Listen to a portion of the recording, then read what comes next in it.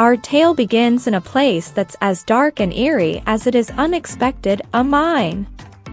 But here's the kicker, it's not just any mine, it's a mine operated by a herd of rams.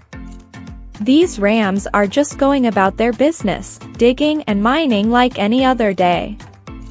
The atmosphere is tense but routine until suddenly, out of the shadows, emerges a figure that should have been long gone, a figure that strikes fear into the hearts of anyone who remembers him. It's Tai Lung, the fearsome snow leopard, back from the dead. Just imagine the terror on those poor rams' faces. They know they're no match for this guy. Tai Lung wastes no time, he starts tearing the mine apart, smashing everything in his path, and sending the rams fleeing in absolute terror. And as the dust settles, Tai Lung stands there, declaring that no one, not even the dragon warrior, can stop him now. Talk about setting the stage, right? Meanwhile, in the peaceful Valley of Peace, things are much more serene, at least on the surface. We catch up with Mr. Ping and Li Shan, who are running Mr. Ping's restaurant together. Now, if you know these two, you know they're both a little, let's say, overprotective when it comes to Pa. And rightfully so. They're worrying their noodles off about where Pa is and what he's up to. And where is our hero, you ask? Well, Po's not exactly taking it easy. He's down by the lake, locked in a crazy aerial battle with, get this, a flying stingray. Yeah, you heard that right. Po's doing his usual thing, defying gravity, flipping through the air, and taking on this monstrous stingray that's been causing havoc.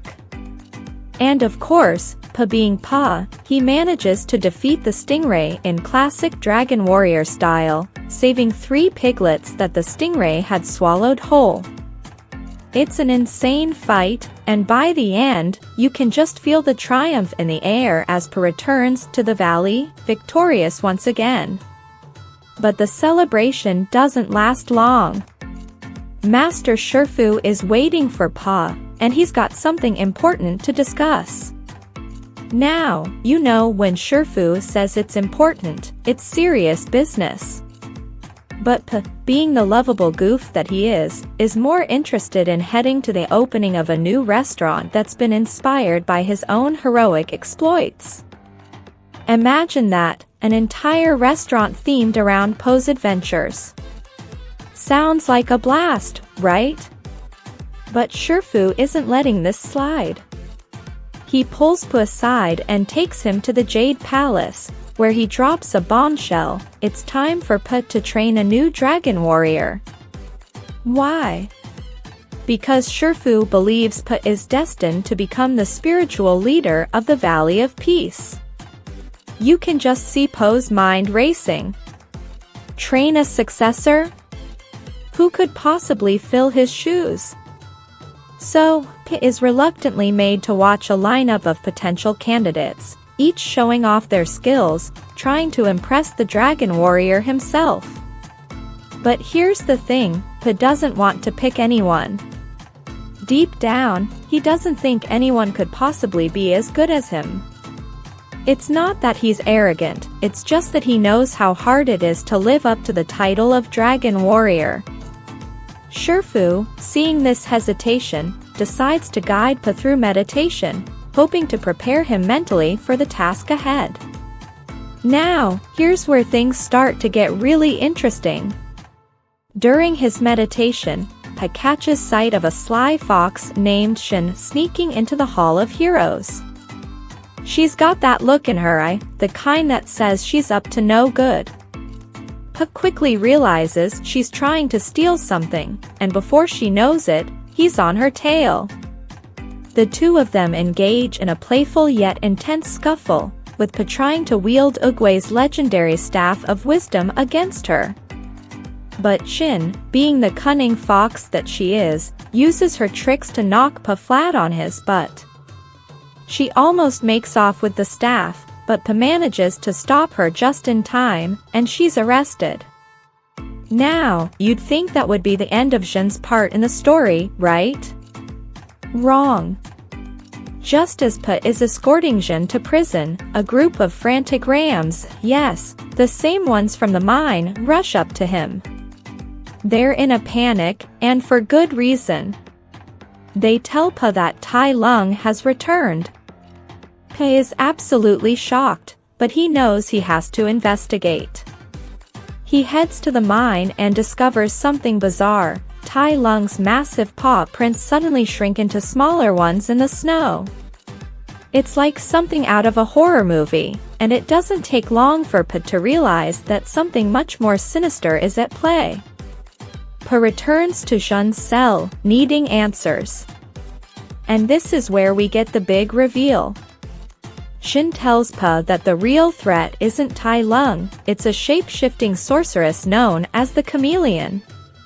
This villainess has the power to change her form into anyone or anything, making her nearly impossible to track. Jin, seeing Po's desperation, convinces him to let her out so she can help him find the chameleon. Of course, Shifu thinks this is a terrible idea. Trusting a thief? What could possibly go wrong, right? As the news of the chameleon spreads throughout the valley, fear begins to grip the inhabitants. Even Po's dads, Ping and Li, can't help but worry for their son's safety.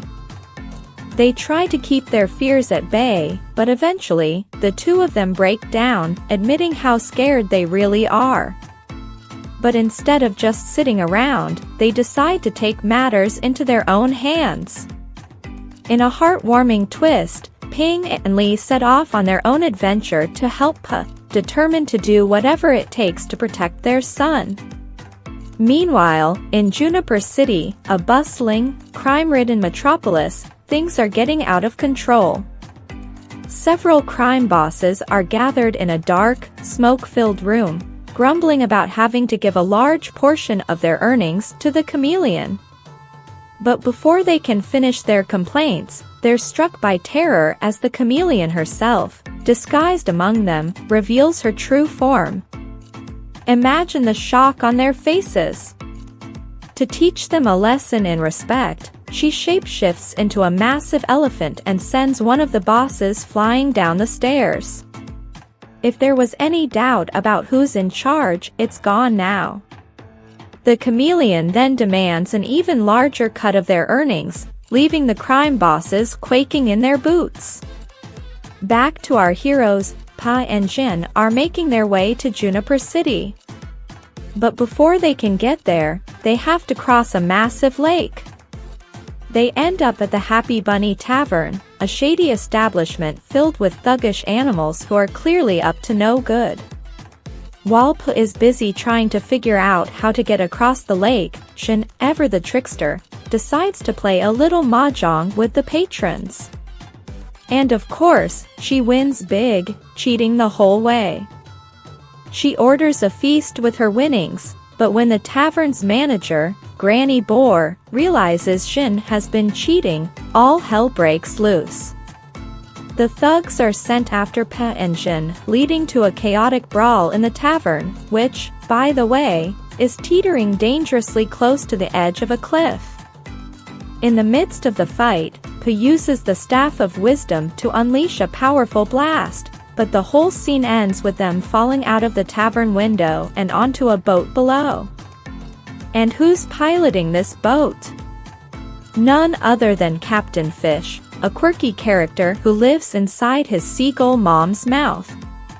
Yup, you heard that right. The captain agrees to take Pa and Jin across the lake to Juniper City. When they finally arrive, Pa discovers that Jin is a wanted criminal in the city. Before they know it, they're both arrested. But Jin, being the clever fox she is, quickly orchestrates their escape, leading to a high-speed chase through the streets of Juniper City. They manage to evade the guards and find refuge in the city's underground, a place Jin calls the Denver. This underground lair is where she used to live, and it's run by a tough leader named Han. The inhabitants of the den are a rough bunch, criminals who revel in their bad deeds. Han isn't exactly thrilled to see Jin again, especially after she left them behind. But Pa and Jin managed to lay low there for a while, giving Pa a chance to try and teach Jin about the importance of doing good. It's a touching moment, seeing Po's influence start to rub off on her, even if just a little. But Han eventually kicks them out, forcing them back onto the dangerous streets. With nowhere else to go, Pa and Jin head towards the chameleon's palace, hoping to catch her off guard. They try to sneak in through a back entrance, but, in classic Pa fashion, things don't go as planned. Just as they're about to make it in undetected, Pa lets out a fart, yes, a fart, that wakes up the Komodo dragon guards. Suddenly, they're dodging traps left and right, fighting their way through a maze of dangers until they finally reach the palace's inner sanctum. But just when they think they're in the clear, a cage drops down, trapping Pa. Desperate, he asks Jin to help lift the cage with the staff, but here comes the twist. Jin reveals that she's been working with the chameleon all along. She was never on Po's side, she's been playing him this entire time. The chameleon took Jin in as a child, recognizing her potential as a master thief. And now, with the Staff of Wisdom in hand, the chameleon's plan can finally come to fruition. She's going to open the spirit realm and steal the essence of all the deceased kung fu masters and villains, including Po's old enemies. Why? Because she was denied the chance to train in kung fu due to her small size, and now, with all this power, she plans to expand her criminal empire across China. Pa, devastated by Jin's betrayal, fights his way out of the cage, battling the chameleon's guards until he reaches the palace's bridge. But the chameleon isn't done with her mind games. She shape-shifts into Jin, trying to trick Pa again, and nearly throws him off the bridge. But just in the nick of time, who should arrive to save Pa? His dads, Ping and Li. They've tracked him all the way to the city, and they're not about to let anything happen to their boy. They pull Pa back from the brink, and after some much-needed words of encouragement, Pa is ready to take on the chameleon once more. But things are far from over. The chameleon uses the staff to open the portal to the spirit realm, and out steps Tai Lung, alive once again. He's shocked to see the chameleon holding Uguay's staff but quickly sets his sights on her guards, tearing through them with the same ferocity he had in life. But just as he's about to unleash his full wrath, the chameleon uses her tongue to steal Tai Lung's essence, trapping him with his own nerve attacks and locking him in a cage. And she's just getting started. She summons more of Po's old enemies, Lord Shin, General Kai, and other kung fu masters, each one falling victim to her powers as she steals their abilities and imprisons them. It's a nightmare scenario, and Pa knows he has to stop her before she becomes unstoppable. But first, there's a loose end to tie up Jin. Just as Pa is about to rush back into the fray, Jin reappears, desperate to make things right. They have a brief but intense fight, with Pa still reeling from her betrayal. But then, Jin does something unexpected. She hugs Pa, tears in her eyes, and apologizes. She truly regrets deceiving him, and she wants to help him stop the chameleon. It's a touching moment of reconciliation, and together, they head back to the den to gather reinforcements. Han and his crew of miscreants aren't exactly thrilled to be asked for help, but the chance to cause some chaos is too tempting for them to resist. The final battle is nothing short of epic. The crooks from the den storm the chameleon's palace, taking down her guards in a brutal fight, while Pa and Jin make their way to the heart of the action. The chameleon, now more powerful than ever, shapeshifts into all the villains she's absorbed, forcing Pa to relive his old battles. But she doesn't stop there. She transforms into a monstrous hybrid of all the kung fu masters and villains, a terrifying creature that flies Pa and Jin to the top of the palace. The fight is intense, with Pa struggling against this ultimate foe. But in the end, it's Jin who steps up, wielding the Staff of Wisdom and summoning the same dragon chi energy that Pa once used. She unleashes a powerful blast, knocking the chameleon down. But just as she goes in for the final blow, Pa takes back the staff and, with one swift move, knocks the chameleon out cold. With the chameleon defeated, the kung fu masters and villains are freed from their prisons. Tai Lung, now free from the chameleon's control, approaches Pa. And in a surprising turn of events, he admits that Pa is a greater warrior than he ever gave him credit for. Tai Lung, along with Shin, Kai, and the other masters, all give Pa the fist and palm salute, a sign of respect and honor, before Pa opens the portal to the spirit realm and sends them all back. As the portal closes, Tai Lung grabs the chameleon and drags her into the spirit realm with him, ensuring she'll never cause trouble again. Back in the Valley of Peace, Pa returns with Jin by his side. She's ready to turn herself in, willing to face the consequences of her actions and hopefully start a new life.